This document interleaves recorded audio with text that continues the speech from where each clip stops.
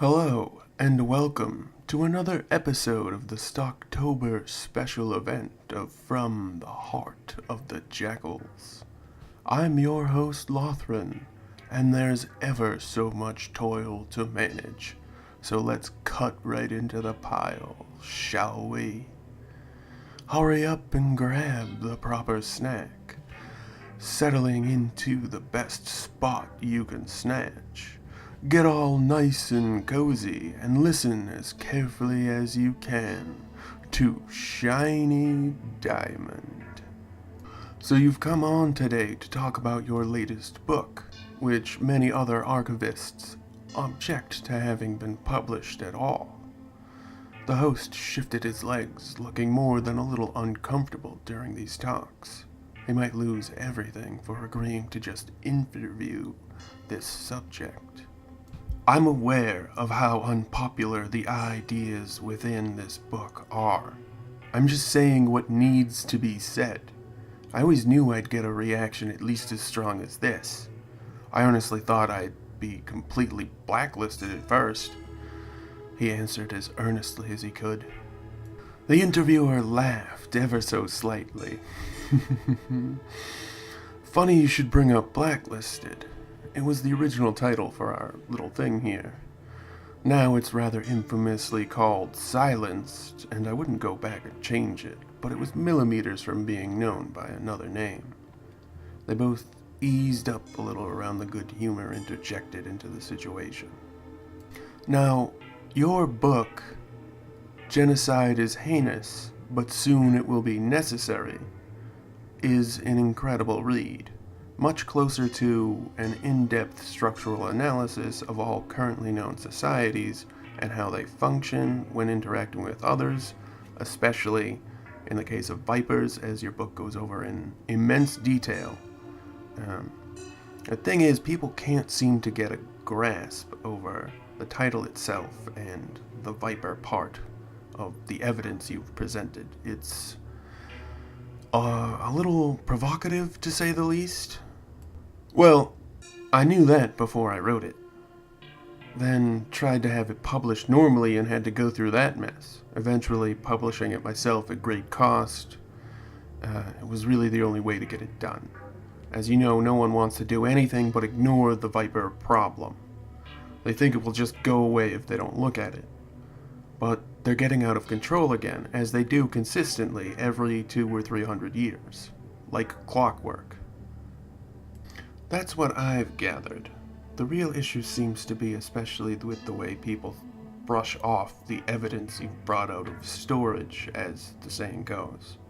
You have an entire chapter labeled Vipers, a perpetual cycle of overgrowth and desolation. This is, from my point of view, where people try to label you or the information in this book as toxic. Could you explain about that? It's a shame, really. Easier to label than to actually think. But the gist of the chapter is vipers expand with incredible rapidity after a disaster, the vast majority of which their expansion caused and ended up leading their society to, or toward, or into. And then at the height of their perpetual arc, they produce fantastic scientists and inventors and artists, all of whom are killed off by their own people, and then a war breaks out internally or externally, and they start all over again. And this is historical fact. It's repeated over and over and over again in their history. The quote I used from the book is, betting on the cycle wouldn't be betting, it'd be telling the truth before it occurred. Yes, a literal prediction of the future. Some of your detractors say that this statement is the most vile, but when weighed against the planet-sized amount of evidence citing graphs and data and statistics almost tearing at the pages of the book, their words are rather hollow, wouldn't you say?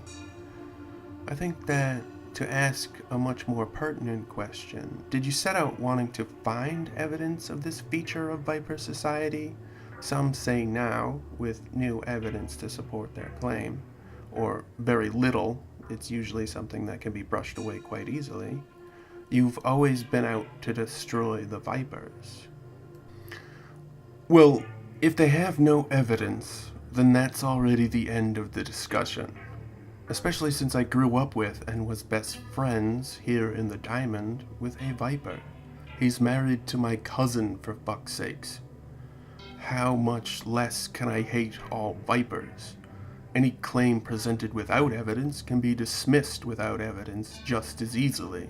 It's a fundamental function of our entire way of life. I thought it was, anyway. That doesn't really seem to be the case with the higher-ups, those in charge and in power. But, to answer your other question, no, I didn't set out to prove how evil Vipers were, nor do I think that they are. I just recognized a perpetual cycle that is observable historical fact in the way their society progresses over time. In truth, I was actually studying modern Jackal nomadic movements and territorial struggles when I stumbled into this and could not look away from it, especially from the resistance of me bringing it up all of the time that I received. I found that I had to do it. No one wanted to talk about it at all, as if there was suddenly a topic that should not be brought up or researched. This is why the book exists. So, you're not advocating for the genocide of an entire race of beings? No. Fuck no. I'm relaying the proof that it has occurred millions of times and is going to happen again real fucking soon.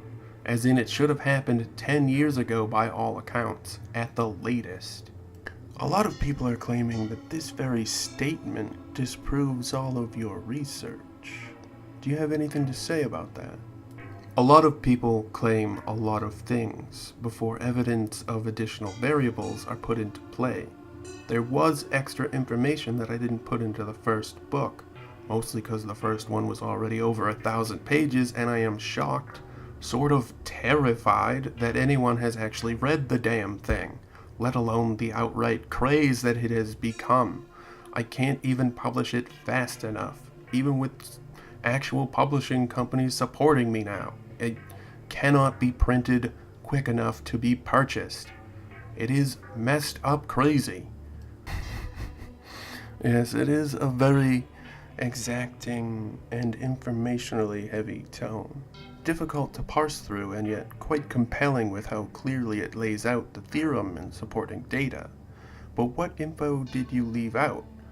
It wasn't any damning flaw against what you've already presented, was it? Because that would be something we could talk about for quite some time. Of course not. It's a book on the variables, all well documented, none of the unreferenceable stuff that lead to the shortening of the cycle timelines. Mostly hearsay in that regard. And the one and only consistent, repeatable lengthening of the Viper collapse cycle, as well as a portion of conjecture and theories about how the emergence of the Ophidian race will affect the next cycle that occurs. There's a bit of that. I keep it as short as possible because it really is just conjecture based on such things occurring within other races as well. And that one example would be, it would be very interesting for our audience, I assure you, and assuage your sensibilities about how your next book will sell.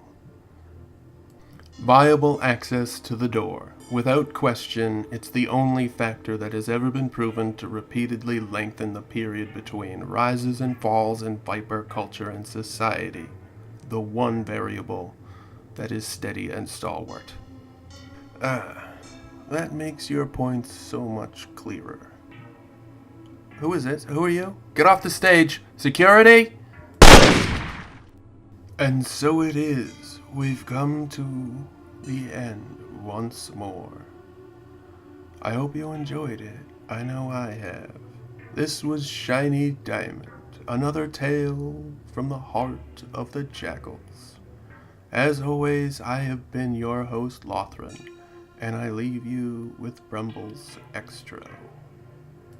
Hello and good night, everyone. Leave your comments down below. like and share to help us grow and feed a hungry rumble. That's me. And don't forget, we encourage each and every one of you to stay safe out there.